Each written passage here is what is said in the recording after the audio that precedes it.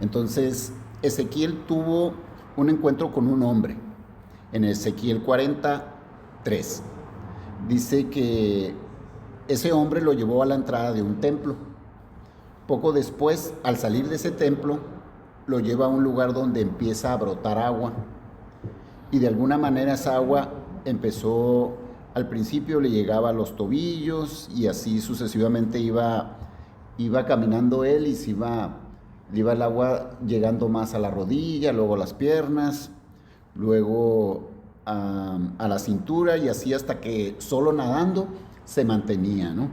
Todo porque estaba subiendo las aguas o porque había mayor profundidad. Y así en ocasiones nosotros, cuando vamos avanzando en la palabra de Dios, hay cosas que vamos llegando al tobillo, luego no llega a las rodillas, y, y así en forma analógica con lo que estaba viviendo Ezequiel en aquel entonces. Después de eso encontramos que del otro lado de esa parte, del otro lado donde lo llevaban a Ezequiel, había fruto. Cuando Ezequiel entiende esto, que Dios quería mostrarle que donde va el río hay fruto. Dios nos lleva a experimentar el río de su presencia. Experimentamos también la transformación que Dios nos quiere dar en nuestra vida. En Segunda de Reyes 5:1 dice: Naamán, comandante del ejército del rey de Aram, era un hombre de mucho prestigio y gozaba del favor de su rey, porque por medio de él, por medio de Naamán, el Señor había dado victorias a su país. Era un soldado valiente, pero tenía una enfermedad en la piel. En algunas versiones de la Biblia dice que tenía lepra, Naamán, pero hagan de cuenta que Naamán era como el secretario de la defensa ahorita, ¿no? Era un hombre de prestigio, era un hombre de muchas victorias, era un hombre muy, muy importante. En medio de todas las cosas extraordinarias que Naamán había vivido y experimentado de alguna manera, algo que él no había esperado es esa, digamos, aparte de que era un hombre valiente, era como un guerrero sobresaliente, había obtenido una infinidad de victorias en batallas, pero tenía una enfermedad, tenía una condición que toda su fama, toda su riqueza y todo lo que él había logrado no podía cambiar esa condición. Sería el guerrero más sobresaliente en el territorio de Aram, pero esa condición, ninguna de sus victorias lo haría sanar. Y en esos momentos de necesidades, en esos momentos donde de repente también vivimos nosotros y no sabemos qué hacer, es cuando vienen los momentos más importantes para nosotros y para Naam en su caso. Fue en ese tiempo, dice la escritura, que una niña o una muchacha que era esclava de la esposa de Naam le comenta que hay una persona que le puede ayudar en ese problema de la piel, en ese problema de la lepra. Es un profeta que se encuentra en Israel, le dice la muchacha a la esposa de Naam. Viene en Segunda de Reyes 5:3. Y eso era como muy complicado porque ella era esclava, entonces había como conflicto entre las dos naciones donde vivía esta muchacha, o más bien de donde era esa muchacha, porque esta muchacha era hebrea. Que una batalla de Naam se agenció a esa muchacha, la tomó como esclava para ponérsela a su esposa. Para Naam era incómodo. Era incómodo pedirle al rey. En eso él envió una carta diciéndole: quiero que sanes a mi siervo, le dijo el rey de Aram al profeta. Envió una carta diciéndole: quiero que sanes a mi siervo. Y como que no comprendía cómo funcionaban esas cosas de la sanación, pero como que el rey también se ofendió. El profeta, en este caso el profeta era Eliseo, estoy en Segunda de Reyes 5:3, ¿no? El profeta Eliseo le responde: pues échamelo para acá, mándamelo, eso de sanación está en Dios, y tú envíamelo y veremos qué podemos hacer, le dijo Eliseo al rey de Aram. Esta situación era interesante porque no importa lo que nosotros hayamos logrado, no importa las victorias que hayamos tenido, lo exitoso que pudiéramos ser nosotros en el campo que dominamos. Hay situaciones que por más exitoso que seamos, pudieran complicarse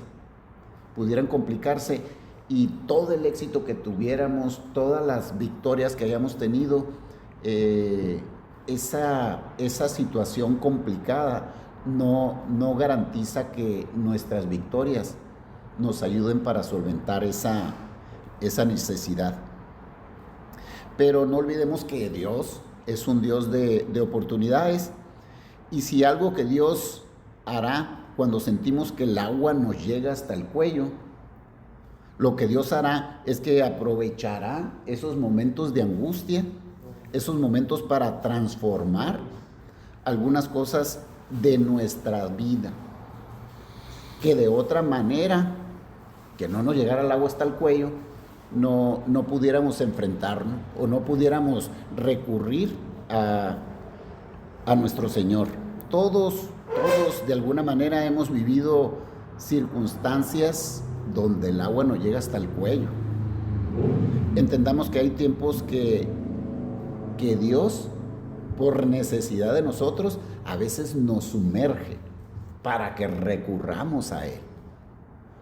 Entonces, esa manera de sumergirnos es para transformarnos, y en este caso, lo que sucede con Naamán, dice la Escritura, en Segunda de Reyes 5, del 9 al 11.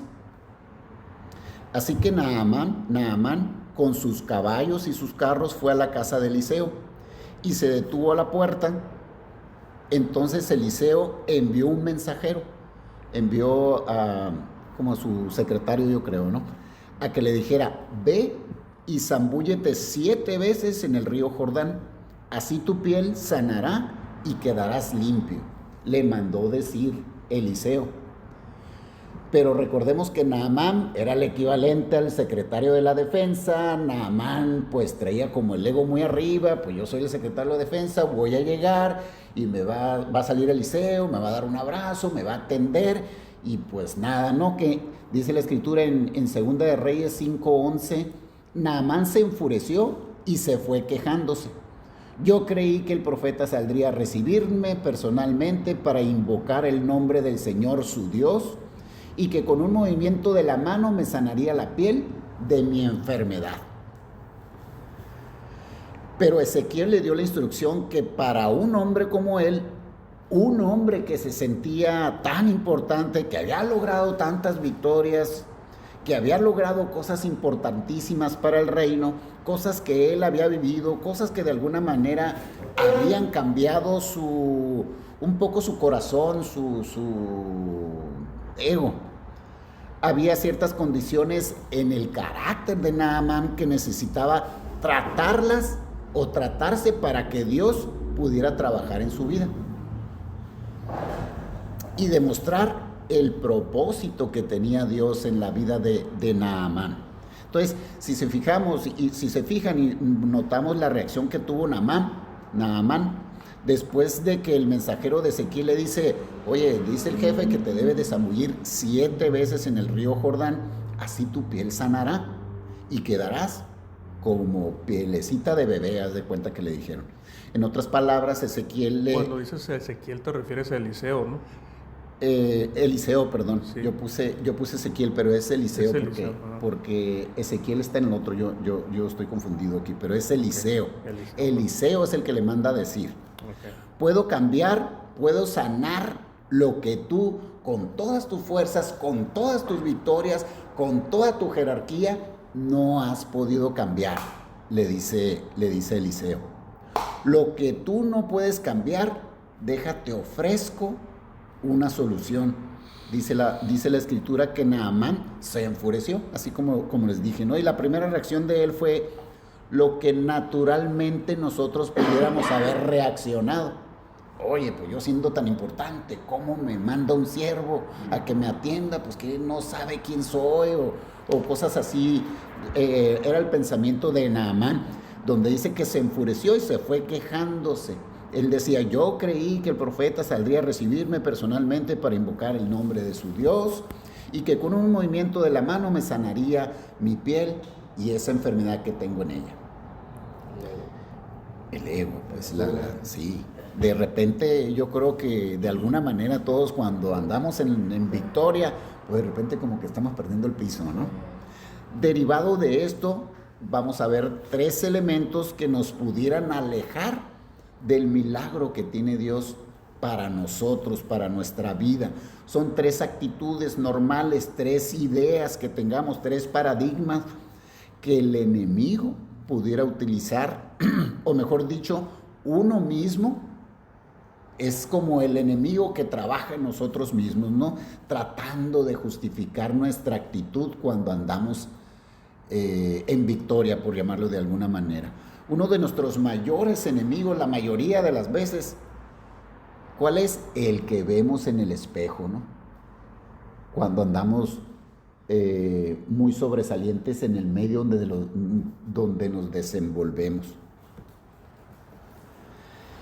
Nosotros podemos provocar ser ese enemigo. Nosotros mismos podemos ser nuestro peor enemigo si perdemos el piso. Vamos a ver a la actitud de Naham y luego haremos una como analogía comparado con nosotros mismos, ¿no? Entonces, el primer enemigo de esos 3 que les comento es el orgullo. El orgullo, principalmente el orgullo de victorias pasadas. Este hombre, Naamán, debido a sus victorias, habría creado dentro de él un sentimiento de que él no debía de tratarse o no deberían de tratarlo como un hombre cualquiera. ¿Sabes qué? Pues yo no soy cualquiera, pues yo tengo una jerarquía, yo soy el mano derecha ahí del rey de Aram. Había ciertas cosas en él. Sus victorias pasadas se habían vuelto enemigas de su propia persona. Él sentía que él se merecía más de lo que estaba recibiendo a través de Eliseo. Miles Monroe dijo, el mayor enemigo de tu progreso es tu éxito pasado. Entonces llega de alguna manera el momento en que estás tan orgulloso de lo que lograste que dejas de avanzar en lo que tienes que lograr. Entendamos que los logros más grandes que pudiéramos tener en nuestra vida, en nuestra carrera, no son necesariamente los logros financieros o logros de crecimiento empresarial o de crecimiento laboral. Eso normalmente se estila últimamente en lo que son las redes sociales, ¿no? Todo lo mencionamos en redes sociales, lo que vamos logrando, lo que vamos recibiendo, a lo que estamos haciendo o disfrutamos de lo que estamos produciendo, a dónde vamos, qué comemos, dónde vivimos, dónde estamos y cosas así. Entonces, las mayores victorias son esas victorias que tenemos en tiempos de silencio, en esos tiempos cuando nadie nos ve. Esas son mejores victorias, son las victorias privadas, digamos de alguna manera. Sin embargo, esas muchas victorias a veces son limitadas cuando tú o nosotros vivimos una vida basada en victorias pasadas. Son pocas si nada más recordamos lo que obtuvimos y a lo que tenemos derecho. Nos hace perder la otra victoria, la victoria verdadera de sentarnos enfrente de Dios y recibir la bendición de Dios. Entonces, esa parte se volvió un enemigo en la historia de Naamán. El siguiente hecho es el siguiente enemigo es el sentido de derecho. Yo merezco esto, yo merezco el otro, mi nombre está en la parte de arriba, yo soy el general, yo soy el secretario de la defensa, por hacer analogía, ¿no? Mi puesto, mis logros, mis victorias, lo que yo vendo, lo que yo ofrezco, mi estatus financiero lo amerita. Todo eso debe de estar por enfrente. Entonces, cuando el sentido de derecho por las victorias pasadas es el que nos gana. Algunas personas permiten que esto detenga de alguna manera lo que su vida pudiera avanzar a lo que Dios quisiera darnos, lo que Dios quiere hacer en nuestra vida o en nuestra persona. Eso del sentido de derecho hace que de alguna manera estorbe para lo que Dios tiene en nuestra vida. Entonces, en este caso, el guerrero Naamán esperaba que el profeta saliera, le pusiera alfombra roja, que lo atendiera personalmente, que lo recibiera con honores, pero nada de eso ocurrió. Ni siquiera salió Eliseo, le mandó una persona, un representante para atender a Naamán. Muchas veces creemos que esa parte, que nuestro pasado, nuestro nombre, vayan ustedes a saber que de alguna manera merita que recibas un trato especial, que seas tratado de cierta manera, que te dé cierto lugar. Pues normalmente nos equivocamos y seguimos en ese sentido de derecho, porque eso muchas veces provoca que el enemigo, de alguna manera que el enemigo tenga acceso a nosotros. Permitimos que el enemigo entre a nosotros, porque todo esto está basado sobre orgullo. Todo esto está basado hasta en la soberbia, pudiéramos decir, ¿no? Dennis Pratt dijo: nada garantiza la destrucción de carácter que cuando se recibe algo por sentido de derecho. Va de nuevo. Nada garantiza la destrucción de carácter que cuando se recibe algo por sentido de derecho. Eso de que yo merezco esto, yo merezco lo otro, yo merezco aquello, simplemente eso es una limitante de lo que Dios puede lograr en nuestra vida y en nuestra persona. El tercer enemigo sería pensar que Dios funciona en nuestros propios términos. De repente suele suceder, ¿no?, cuando estamos orando y le pedimos a Dios algo y queremos que Dios nos responde, pero de acuerdo a lo que nosotros queremos. Entonces, Naamán quería ver actuar de alguna manera a Dios de acuerdo a lo que él quería. Entonces, quería ver actuar a Dios en sus términos. Quería llegar a presentarse y luego algo así como una abracadabra y ¡zas!, se alivió. Pero las cosas no funcionan así.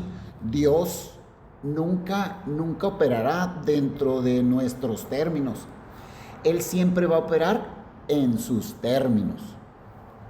Él nunca se va a adaptar a lo que nosotros querramos. Él operará en sus términos. Él nunca va a operar en el sentido de nuestra lógica.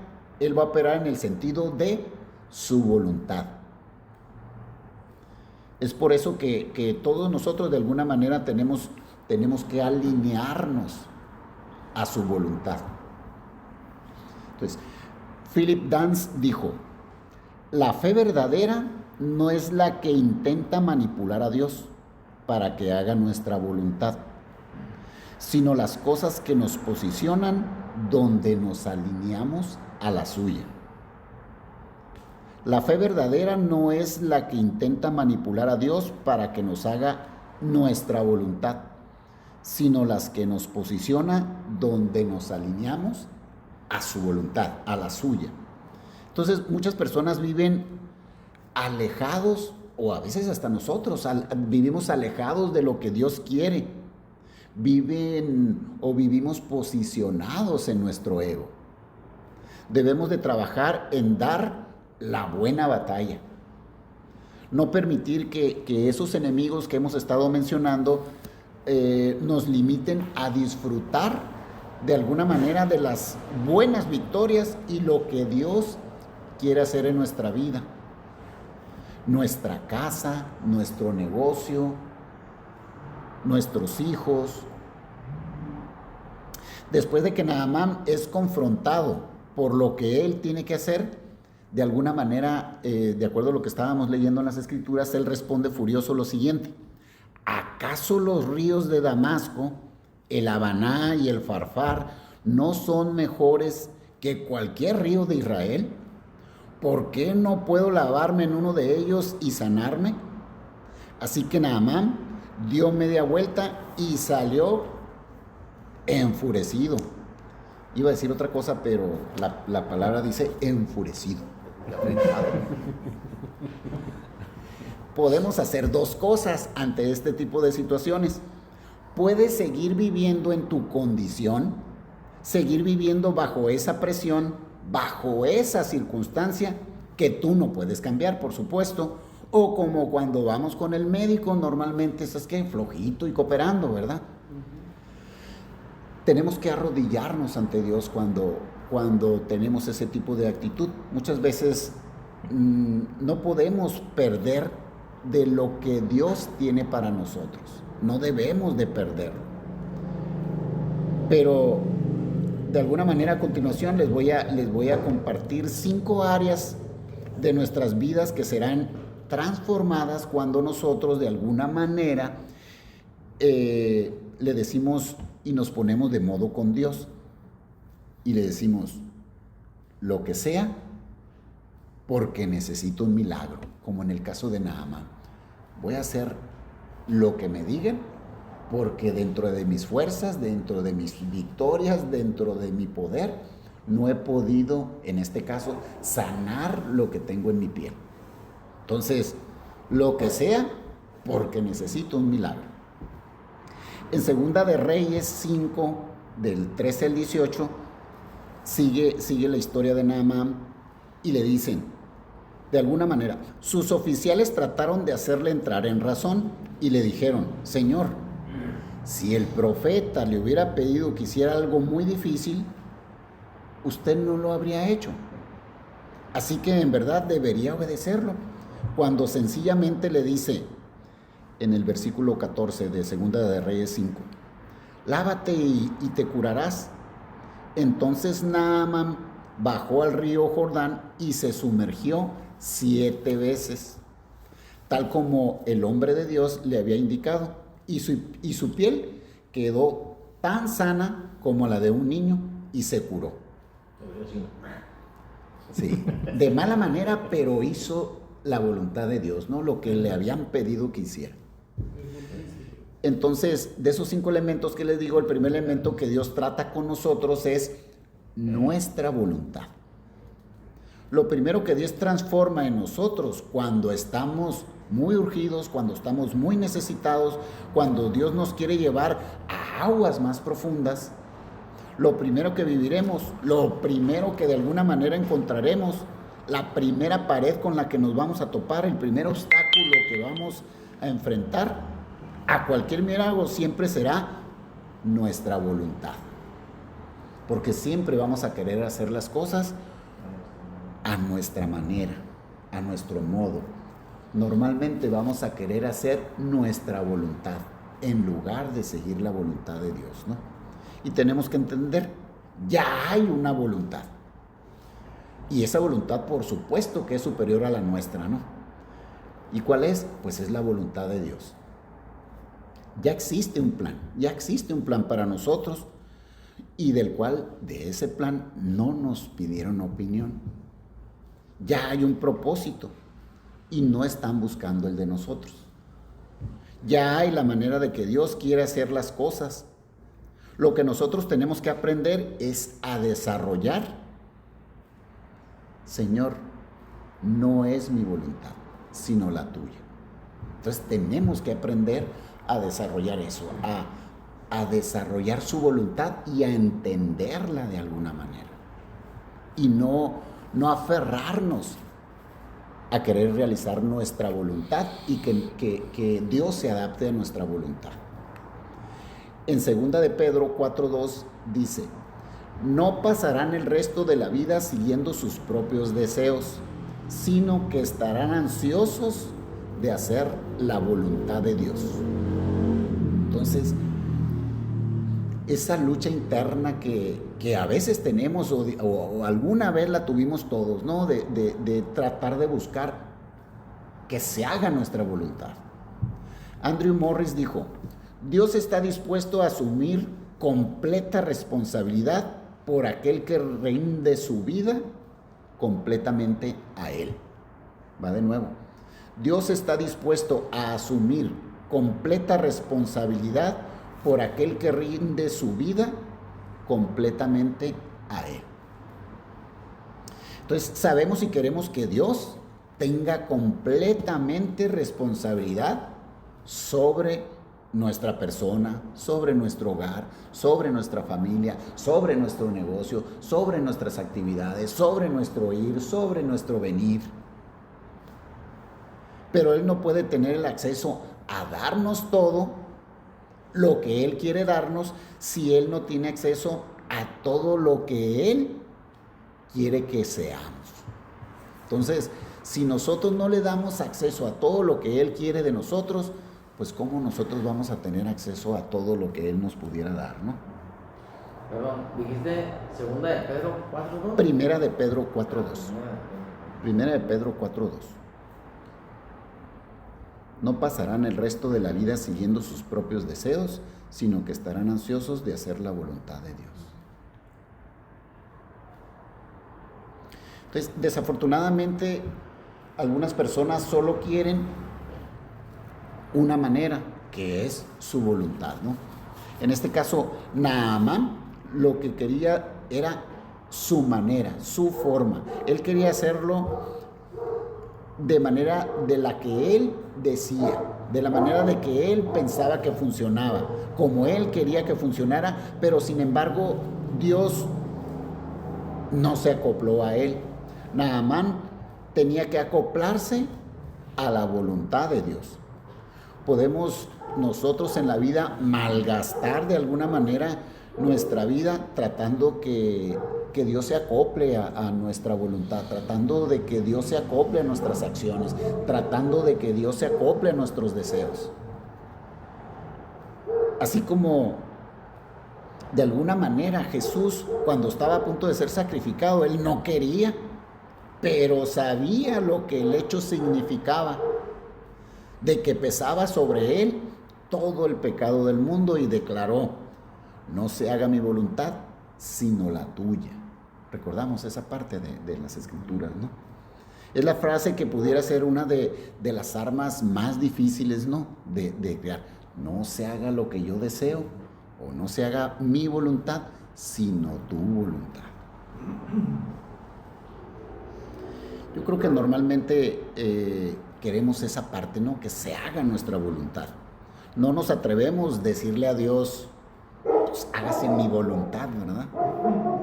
Dios, yo quiero hacer lo que yo quiero. Es como el versículo aquí, cuando se trata de hacer la voluntad de Dios, ¿no? En cuanto a tu pasada manera de vivir, despójate del viejo hombre que está viciado conforme a tus engaños, ¿no? Correcto. Ya no es a tu forma, ¿no? Ya te metes ya no estás tú como sargento en el mando de tu vida, ¿no? Ya te estás sometiendo. Sí, ya estás sometido, pues ya tienes un general ahí, ¿no? Al cual te debes de adaptar. Entonces, en ese sentido, la primera cosa en la que debemos de trabajar o entender es tu voluntad, mi voluntad. Tenemos que entender que Dios no está en un plan de debate con nosotros. Dios no va a estar buscando qué es lo que quieres, ni va a estar dispuesto a estar lidiando con nosotros. Él simplemente da la instrucción, y lo único que hay que hacer, como todas las instrucciones, como la mayoría de ustedes son jefes, las instrucciones se acatan, no se discuten, ¿verdad? Y si damos una instrucción, así como la da Dios, pues hay que cumplirla, ¿verdad? Tenemos que desarrollar la capacidad de aceptar su voluntad. Las Escrituras dicen que después de zambullirse 7 veces en el río, Naamán en ese proceso estaba destruyendo a la siguiente cosa que pudiera mantenerse lejos de lo que Dios quiere en nuestra vida, de la siguiente cosa que tiene que ser transformada en nuestra vida. Entonces, Naamán, de alguna manera, al estarse zambullendo esas 7 veces, estaba también destruyendo su ego. Estaba destruyendo su ego. Porque recordemos que él no quería, ¿no? Pero al estarse zambullendo, le estaba haciendo la voluntad de Dios. Entonces, la primera cosa en la que Dios trabaja en nosotros, en nuestra voluntad, es tu voluntad. Y la segunda cosa es nuestro ego. Entonces, las cosas no van a ser de acuerdo a nuestra voluntad. Y de alguna manera tenemos que hacer un lado nuestro ego y seguir avanzando en lo que Dios quiere para nosotros. Naamán como que pensaba, como que decía, ¿para qué tengo que ir a ese río si allá de donde yo soy tengo otros ríos más profundos, más bonitos, más hermosos, más caudalosos? ¿Por qué tiene que ser en el río que dice Eliseo? Si en mi tierra tenemos mejores ríos, dice la Escritura, no era para eso, no era lo que Dios estaba instruyendo, no era porque aquellos eran más profundos, eran más caudalosos. En algunas ocasiones que Dios nos lleva por un camino donde tenemos que hacer algo o tratar de hacer algo o que ayudemos, es algo que pudiéramos considerar que está debajo de mí, de mi jerarquía, debajo de mi nivel. Entendamos que nada está debajo de mí cuando Dios nos lleva, cuando Dios nos guía, cuando Dios nos instruye, cuando Dios nos enseña el camino. Lo más importante es que tenemos que tener disposición, igual que Naamán, dejar morir nuestro ego hasta que se haga la voluntad de Dios. Si no logramos esa parte, lo único que el enemigo estará buscando es que si no destruimos nuestro ego, vamos a estar en el territorio del enemigo. Vamos a ser una presa fácil si seguimos manteniendo nuestra voluntad, si seguimos manteniendo nuestro ego, pues vamos a estar en el territorio del enemigo y nos va a hacer garras ahí, pues vamos a perder piso.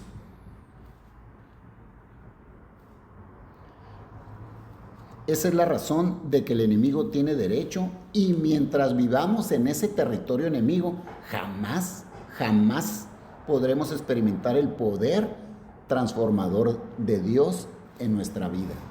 Y por lo tanto el poder de Dios en nuestra familia, en nuestro negocio, en nuestro trabajo. Tenemos que entender que en juego estaba la vida de Naamán, en juego estaba su futuro, su salud, en juego estaba su destino también. En muchas ocasiones no entendemos cuando permitimos que nuestro ego marque nuestra vida, que nuestro ego controle y manipule nuestros sentimientos. Tenemos que entender de alguna manera que tenemos que derrotar al ego. Esto sucedía con Naamán. Su ego estaba siendo confrontado. Él tendría que acabar con ese ego interno para poder vivir lo que Dios tenía preparado para su vida. En Salmo 138:6 dice: aunque el Señor es grande, se ocupa de los humildes, pero se mantiene distante de los orgullosos. Aunque el Señor es grande, se ocupa de los humildes, pero se mantiene distante de los orgullosos. Entonces, aunque en ocasiones sintamos que hay actividades en las que esto no es para mí, esto hasta a lo mejor me humilla hacer esta acción, pero seamos humildes de alguna manera en esas acciones en que tenemos que aguantar nuestro ego de que somos muy importantes. Cada vez que tenemos que pedir perdón, por decirlo de alguna manera, porque algo cambie, son esos actos de humildad lo que llama la atención de Dios. A veces cuando la regamos, y la mayoría de las veces cuando más la regamos es con nuestra mujer, con la señora, no, ay, cómo nos da. Es que el vuelto así. Y a veces son actos de soberbia, esos actos de yo, ¿no? Eso es lo que nos daña, ese yo. Es el que nos encadena a territorio enemigo y nos aleja o nos permite que no alcancemos lo que Dios tiene preparado para nuestra vida. Alguien dijo, el ego odia perder, aunque esto signifique rendirse a Dios. El ego odia perder, aunque esto signifique rendirse a Dios. Entonces, busquemos esa batalla y dejemos que nuestro ego pierda. De esa manera podremos vivir la voluntad de Dios. Y ganar la victoria. Por supuesto. Entonces, la primera cosa en la que debemos de haber trabajado fue en nuestra voluntad, nuestro ego. Y ahora la siguiente cosa sería mi disciplina, nuestra disciplina. Nótese cuántas veces tuvo que zambullirse Naamán. No fue una, ni dos, ni tres. Entonces, ¿qué estaba Dios buscando en Naamán? Constancia, ¿verdad? ¿Sabes qué? Oye, ¿por qué 7, no? ¿Por qué no a la primera, a la segunda? O la tercera es la vencida. Pero no, buscaba Dios disciplina, buscaba Dios constancia. Entonces, cuando Dios nos pide cambiar, no es ni debe de ser un cambio temporal. No es en lo que pasa la crisis, en lo que pasa la necesidad, en lo que superamos nuestro problema o en lo que dejamos el estrés atrás, la presión que la dejemos atrás. No es eso. Dios busca que ese cambio sea para el resto de nuestra vida. Dios quiere que cambiemos no de forma temporal, sino de forma permanente. Es lo que busca Dios en nosotros. Y hasta ahorita ahí la llevamos, ¿verdad? Hasta ahorita. Y así será en el nombre de Jesús, ¿verdad? Entonces, cuando Dios trata algo en nuestra vida, con nuestro carácter, con nuestro ego, con nuestra soberbia, no debe ser algo temporal. Ese es el problema de la mayoría de nosotros o de la mayoría de las personas, ¿no? Cuando Dios trata con nosotros, empezamos de alguna manera a hacer las cosas bien. Pero se solventa esa necesidad, o pudiera ser cualquier excusa del medio donde nos llevamos, cualquier justificación para retroceder, para regresar al viejo Alberto, al viejo Jorge, al viejo Víctor. Podemos retroceder pues a ese mal hábito o algún vicio que hayamos tenido anteriormente. Simplemente retroceder a algo que Dios trató con nosotros, que ya habíamos superado, que Dios nos había llevado al triunfo, que nos había llevado a la victoria. Y el medio, la carne, a veces nos hace mirar hacia atrás, ¿verdad? Entonces, Dios no quiere que inicies de nuevo a hacer las cosas bien. Dios quiere que sea una constante, que seamos buenos varones, que seamos buenas personas. Es por eso que cuando Dios le dice a Naamán, zambúllete 7 veces, el milagro no ocurrió, como les decía, ni a la 1 ni a las 2. Entonces Dios no va a hacer esas cosas que tanto requerimos. Dios no las hará hasta que estemos dispuestos a realizar lo que Él nos dice, que estemos dispuestos a aceptar su voluntad y no la nuestra. Y de alguna manera que nos quede claro, las cosas no cambian hasta que todo lo que nosotros somos está sumergiéndose a su plan, sumergido a su propósito y de alguna manera sumergidos en disciplina. La tercera cosa que Naamán tuvo que desarrollar fue esa, la disciplina de permanecer en lo que Dios le pidió. Entonces, si logramos desarrollar la disciplina de permanecer en ese lugar en el que Dios nos puso o en el que Dios nos quiere poner, de permanecer con Él ajustándonos al cambio que ya logró en nuestra vida. Dios nos cambió de aquel el que éramos. Entendamos que ya estamos del otro lado de ese cambio, del otro lado de esa disciplina. Vendrán, ya que seamos permanentes en la voluntad de Dios, vendrán tiempos de refrigerio en nuestra vida, vendrán tiempos de victoria, vendrán tiempos de avanzar de escalón por escalón, en nuestra vida, en nuestro hogar, en nuestro negocio, en nuestro trabajo, porque la razón especial de que Dios provoca ese cambio y provocó ese cambio en Naamán es para darnos la vida de Dios, la vida que Dios tiene preparado para nosotros. Y si permanecemos en Dios, pues viviremos en Dios. En Gálatas 6:9 dice: así que no nos cansemos de hacer el bien. A su debido tiempo cosecharemos numerosas bendiciones si no nos damos por vencidos. Me acordé de la semana pasada de Juan Pablo, ¿no? Cuando noté este video de, oye, entonces, ¿qué? Pues yo sano a muchas personas, ¿y qué? Así que no nos cansemos de hacer el bien. A su debido tiempo cosecharemos numerosas bendiciones si no nos damos por vencidos. Entonces, no nos cansemos de hacer el bien. No nos cansemos de hacer las cosas como Dios nos dice. No nos cansemos de hacer ese ajuste de carácter, que normalmente es nuestro carácter el que tenemos que ajustar en nuestra persona. Y no me canso de hacer las cosas que debo de hacer, porque a su debido tiempo ya estamos cosechando o cosecharemos numerosas bendiciones, por supuesto, si no nos damos por vencidos. John Maxwell dijo: la motivación te hace que inicies, pero la disciplina te hace que continúes. La motivación te hace que inicies, pero la disciplina te hace que continúes. Entonces, no seamos como la mayoría de las personas que normalmente inician. Seamos como aquellas personas que terminan haciendo lo correctamente, ¿no? Entonces, la cuarta cosa es el agradecimiento.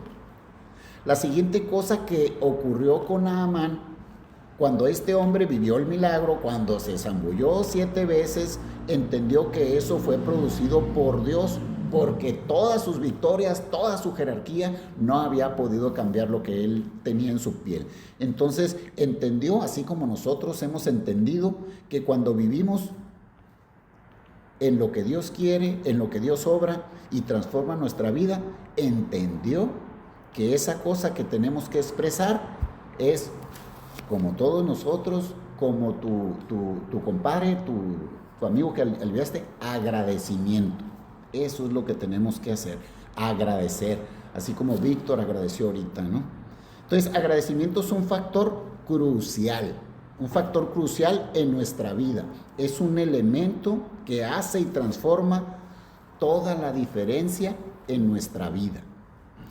En Segunda de Reyes 5, de 15 al 16 dice: después Naamán y todo su grupo regresaron a buscar al hombre de Dios. Se pararon ante él y Naamán le dijo: ahora sé que no hay Dios en todo el mundo excepto en Israel. Así que le ruego que acepte un regalo de su siervo. Pero Eliseo le respondió: tan cierto como el Señor vive, a quien yo sirvo, no aceptaré ningún regalo. Aunque Naamán insistió en que aceptara el regalo, Eliseo se negó. Entonces, ¿qué fue hacer Naamán? Ofrecer un regalo. Naamán estaba tan agradecido. Entendamos esa parte, algo muy importante. Si hay un hábito que transformará nuestra vida, sin duda, es el agradecimiento. Tenemos que agradecerle a Dios, y nosotros, bendito sea Dios, ¿verdad? Que tenemos esa costumbre de agradecerle cada mañana, de agradecerle cada noche. Entonces, el agradecimiento cuando alguien trató con tu vida, el agradecimiento cuando alguien trató con tu ego, el agradecimiento de que alguien se atreve a tratar algo que no quieres que se trate. De repente alguien te confronta, algún valiente o alguna valiente que se enfrenta a ti, ¿no? Entonces, la quinta cosa que debemos de vivir es el cambio, mi cambio. Dios busca en nosotros un cambio en nuestra vida, un cambio en nosotros para hacer un cambio acerca de nosotros. Entonces, cuando Naamán, regresando a Naamán, estuvo dispuesto a vivir esa transformación en su vida, en su corazón, dice la Escritura que Eliseo no quiso aceptar ningún regalo. Eliseo dijo no, porque tienes que entender el poder de la gracia de Dios, porque entendamos que la gracia es algo inmerecido. Y a nosotros nos queda claro, yo creo, ¿no? Que la gracia es algo inmerecido. Cuando Naamán recibe este milagro, era importante que él entendiera que fue la gracia de Dios. Entonces, cuando tienes la gracia, no es algo que tengamos que pagar. Es algo inmerecido lo que recibimos, pero debemos de agradecer, por supuesto que debemos de agradecer. Y como yo todas las mañanas, ¿no? Que tu gracia nos cobije, que tu gracia nos cubra. Es lo que normalmente yo pongo en las mañanas. Pero lo mejor que debemos de entender es que es algo que nos cambia para siempre. La gracia de Dios. Cuando la gracia de Dios nos cubre, cuando la gracia de Dios está en nosotros, si se fijan, día a día pedimos que su gracia nos cubra y esa gracia nos va cambiando, si no es que en algunos ya nos cambió, ¿no? Entonces el propósito de Dios es que vivamos cambios también permanentes. En Segunda de Reyes 5:17 al 18 dijo: entonces Naamán le dijo a Eliseo: está bien, pero permítame por favor cargar dos de mis mulas con tierra de este lugar y la llevaré a mi casa. A partir de ahora nunca más presentaré ofrendas quemadas o sacrificios a ningún otro Dios que no sea el Señor. Entonces ya estaba bien agradecido el vato, ya dijo: de aquí para adelante yo soy otro.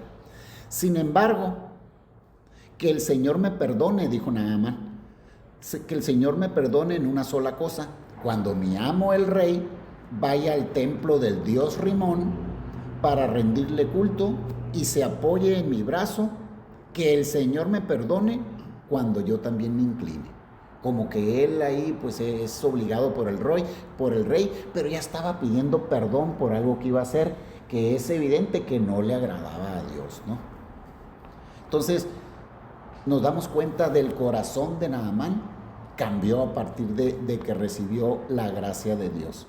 Ahora sí que pidió perdón por lo pasado, por lo presente y por lo que viene. Exacto.